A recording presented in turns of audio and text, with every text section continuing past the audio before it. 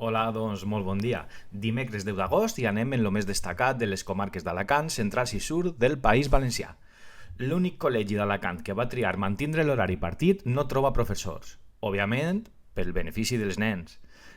Mentre que el missatge que una mare ha enviat a la professora del seu fill criticant la seva tasca s'ha fet viral a Twitter en ser difós pel nen. La premsa britànica diu que els turistes que vinguen a la costa s'enrostiran. Crec que això ha fet que encara vinguen més. Els que sí que s'estan rostint són els malalts i sanitaris de la planta Covid de l'Hospital de Sant Joan a més de 28 graus.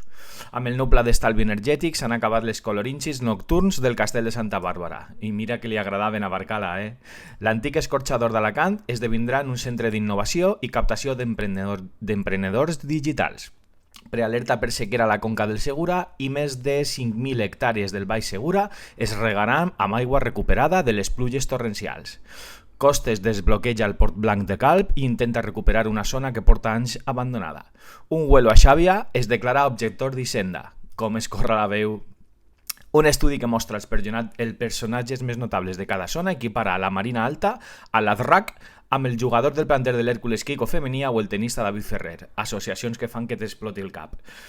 Les festes a Elx segueixen en efervescència amb les batalles de moros i cristians i avui es cuinarà un arròs en costra per a 2.500 persones. Segueixen les festes a Asp i comencen les de Bussot i Parcent.